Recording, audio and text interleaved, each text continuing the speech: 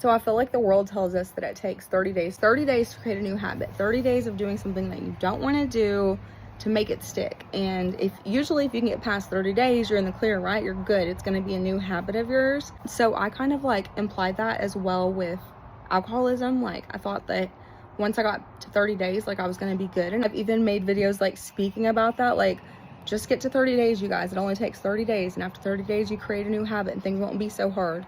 And although, yes, I find that is true when implied to certain things in life, that's just not true for everything, okay? So with all that said, in today's video, I want to talk about not putting yourself back out in social settings before it's too soon. The whole reason I make these videos is, one, to encourage you guys to stay sober because that's super important to me, and also just like so that I have my own little community of people who are on the same path as me. Two, to show people that they are not alone in this world and that other people have the same struggles that you do. And three is hopefully so that I can share experiences with you guys and you guys don't have to make the same mistakes that I did. That's also a beautiful thing about making these videos, I feel, if you use them that way. For those of you who have been following me, you know that after 60 days I had a slip up, and although there was a lot going on, like a family that I was watching a private patient for, that is my full-time job, they had to make hard decisions to not medically intervene anymore for this patient. And within them stopping certain things, I knew that it was going to turn into my patient passing away, which means that, which is hard because I love them and I love the family and I love my job, like seriously. But also it's hard because I knew that I was about to lose my full-time job, and I'm a mom with lots of kids, like a lot of you guys. With that said, the day that the family was having a discussion and deciding, I had my first slip up. I drank 2 BuzzBalls because I just felt like it was going to make everything better and make everything go away. And now looking back and reflecting on things, I was just like, wow, like how did I get to that and how did I allow it to happen? And I believe that it started with putting myself back into social settings, because alcohol started becoming so heavy on my brain again once I went to my best friend's bridal shower, and then I went to her wedding, and I was surrounded by people who were drinking, and I told myself like I was good, I was going to stay strong, and I did. But then shortly after, a few days after that, because alcohol was still so heavy on my mind, and then I started questioning myself, like, why can't I be like everyone else? This friend and that friend can have 1 or 2 drinks and they're good, like maybe I can be like that. I feel like all of us addicts, like we start rationalizing or reasoning with ourselves when it's been so many days, right? And that's usually why we slip up. That, or we're just completely bored, or life events happen, like me being emotional over my patient potentially passing away. I am used to reaching for the bottle to cope with things.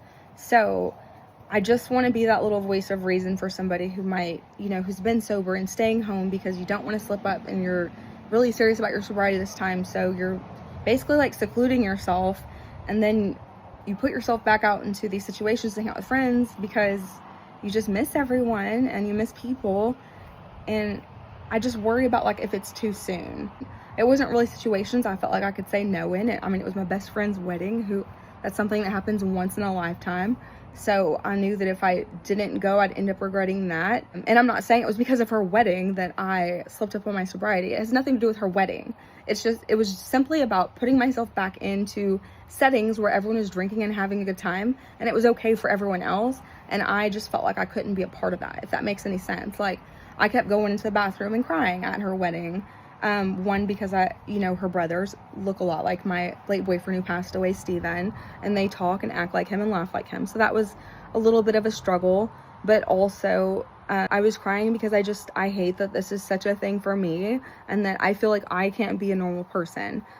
Like I said, that's not always going to be the case. That's not always going to be something that you can do. Just say, no, you don't want to go. Like, a lot of us have commitments or things that we've promised or whatever. But if it is something that you can get out of, and you think that in any kind of way that this event or gathering or whatever just might mess with your sobriety, like, just don't go. It's not worth it.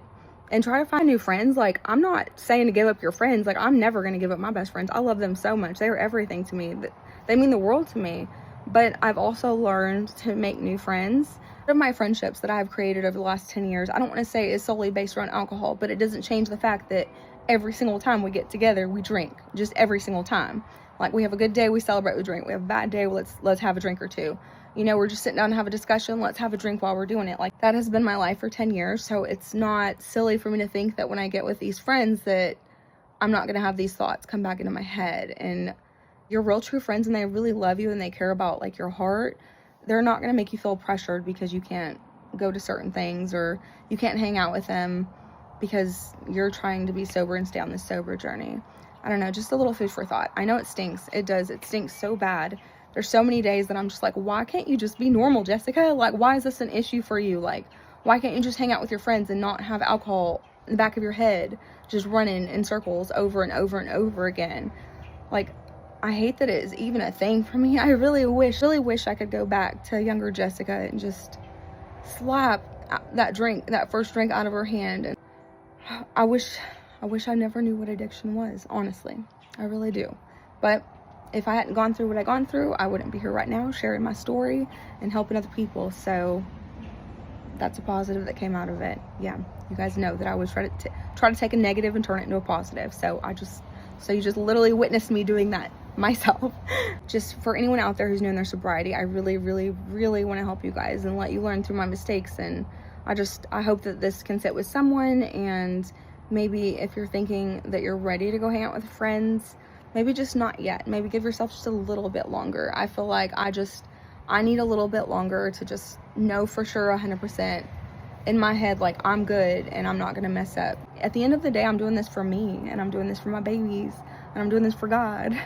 And you have to remember that, like, as much as it sucks to hurt people's feelings, or maybe feel like you can't be a part of the crowd, or that you're just always alone, know that these feelings shall pass. Like, everything passes within time.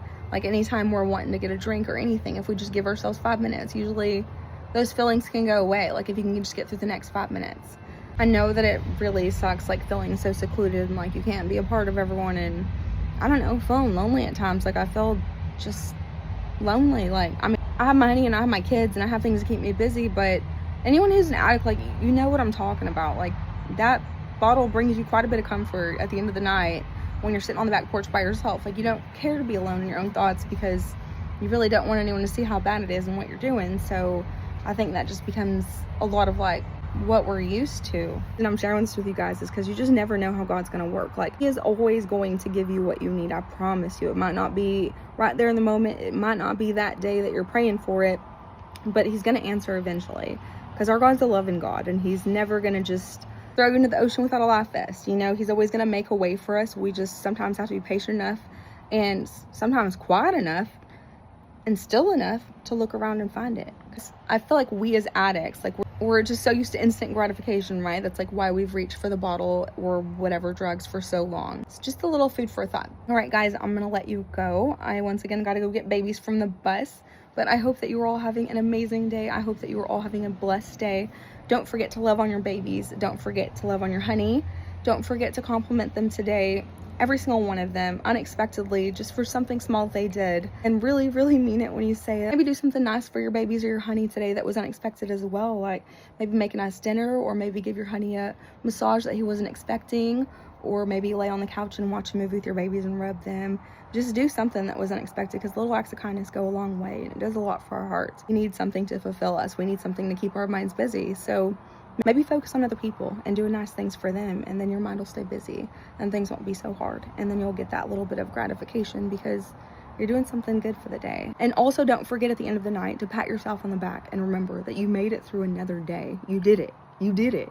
You made it through another day. You got this. I promise you. All right, I'm really gonna go this time. Bye, you guys.